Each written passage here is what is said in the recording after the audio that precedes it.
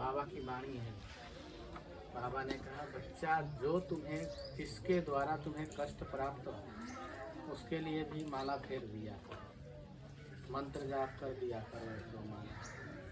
तो उससे क्या होता है कि जाप करने से आपके अंदर दया बुद्धि आ जाती है, उसके लिए एक स्नेह बुद्धि आ जाती है, क्योंकि उसमें बुद्धि की कमी है तभी तो ऐसा कर रहा है ना, समझ रहे हैं ना।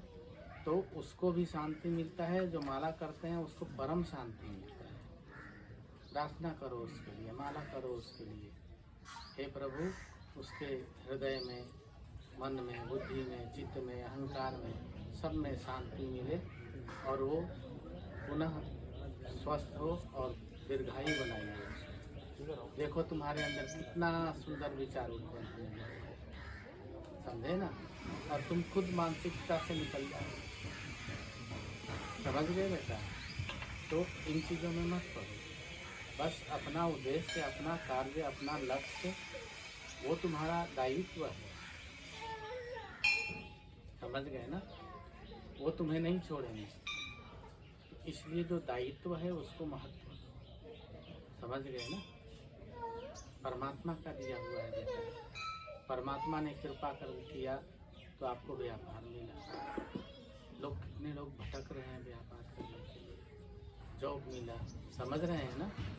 तो उसको अपने इष्ट देवता की कृपा मान करके अच्छी प्रकार से करो, संपूर्ण अपना समर्पण वहाँ दो, समझ गए ना।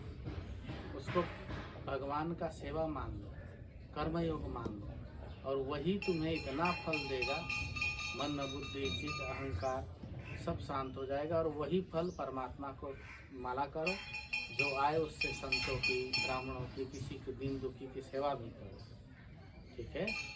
इन चीज़ों में मत फंसो कि हमारा डिवोर्स हो रहा है इसलिए मैं दुखी हूँ, ना ना ना, ये गलती है, समझ गए ना। डिवोर्स हुआ ही नहीं है, शरीर का है, समझ गए ना। तुम शरीर नहीं हो बेटा, तुम परमात्मा के दिव्य चैतन्य स्वरूप हो, समझ गए ना। जब माला लिए हो इसलिए मैं बोल रहा हूँ ये सब बातें। तुम कैसे भूल गए अपने आप को, जब भूलोगे तो दुख को प्राप्त होगा,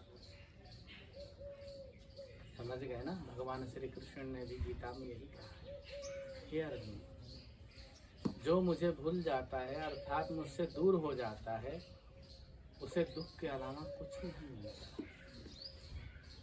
जो मुझको प्राप्त हो जाता है उसे दुख स्पर्श करके निकल जाती है, दुख रहते हुए भी उसे सुख की अनुभूति होती है, समझ गए ना। दुख और सुख दोनों ही सबके लिए अनिवार्य है। अगर ये नहीं हो तो मनुष्य फिर विकार के अलावा और कुछ कर ही नहीं सकता, समझ गए ना। इसलिए दोनों अनिवार्य बताया। दुख मनुष्य को सुधारता है, सुख मनुष्य को बिगाड़ता है। और वही सुख अगर योगी के पास है, संत के पास है, तो परमात्मा का सुख है, वो आनंद देता है, समझ गए ना। अनुभव करवाता है ईश्वर का, और मनुष्य संसार की सागर को पार कर देता है। तो सांसारिक सुख वो एक दुख का ही स्वरूप है, समझ गए ना।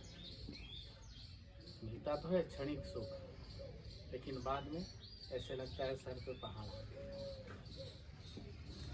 समझ रहे हैं ना सभी जी। तो बेटा इसको सुख मानो ही मत। सुख तो लाभ न कछु हरि भक्ति समान, हरि के भक्ति के समान कोई लाभ ही नहीं है, और जहाँ लाभ है वहीं सुख है, समझ गए ना।